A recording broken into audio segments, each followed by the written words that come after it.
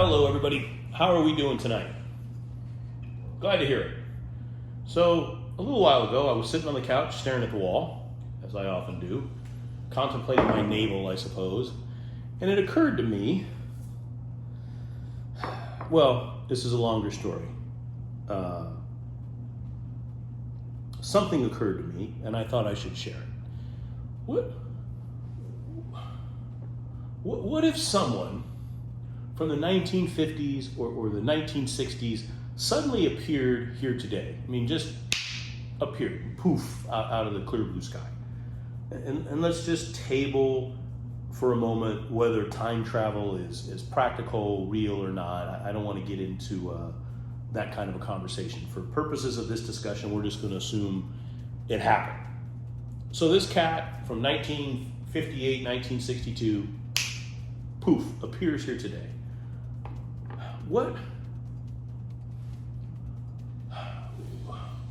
would be the most difficult thing to explain to this cat about spaceship Earth today in 2023? They just magically appear from the late 50s, early 60s, and here they are in 2023. What would be the most difficult thing to explain to them about the modern era? Is it world politics? I don't think so, because to be honest, world politics is about the same as it was.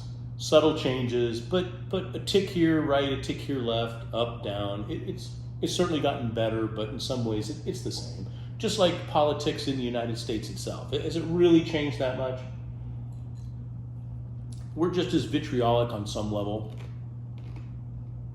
as we were all those years ago. It's just more prevalent today. We're more easily accessible.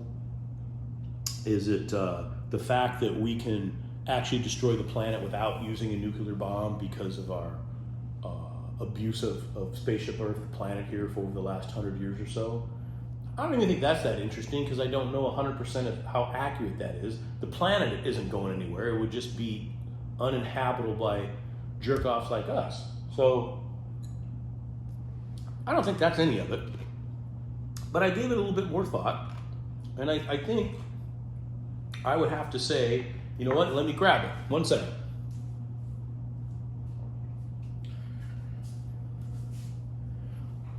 It's right here. I carry around this device in my pocket every day. It's in my pants pocket or my suit pocket, and so do you. Every day, some version of this, whether it be an iPhone or a Galaxy phone or a Pixel phone, a Samsung folding phone, everybody carries around this tiny object. And this tiny object is capable of accessing the entirety of information known to man. All knowledge, since we climbed from the primordial ooze, can be accessed from this little box in really an instant. From the primordial ooze to 15 minutes ago, you or I can click and pull information up that just a mere 15 years ago could take months. It was an impossibility. It is absolutely an amazing thing.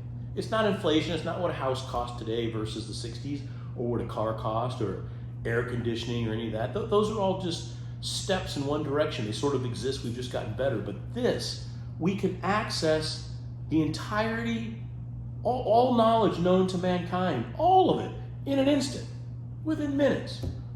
Basically for free on some level, right? Now, I thought about that. Isn't that amazing? And then I thought, well, what do I mostly use it for? What do you mostly use it for?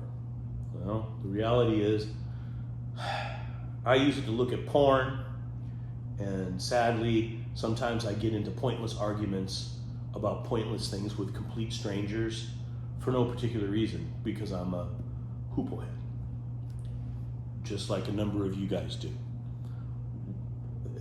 It just sort of blows my mind when I think about it. The entirety, you can read a book, you can look anything up. There's no more bar bets because everybody's got a phone. They can get the answer before you finish the question. Siri will listen to you talk and answer it before you even do anything. Look at that.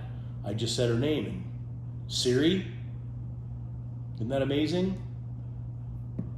Came on just like that. Anyway, I found that kind of interesting and I thought I should share. So let's focus on less pornography, less cats hanging on, less people in their basements pontificating on TikTok about the end of the world or what's right or what's wrong, when the reality is they're living in their mom's basement and they're in their mid-50s. I'm sure they had some troubles, I get it, but isn't that, it's kind of hilarious. It's sort of that funny sad, I think.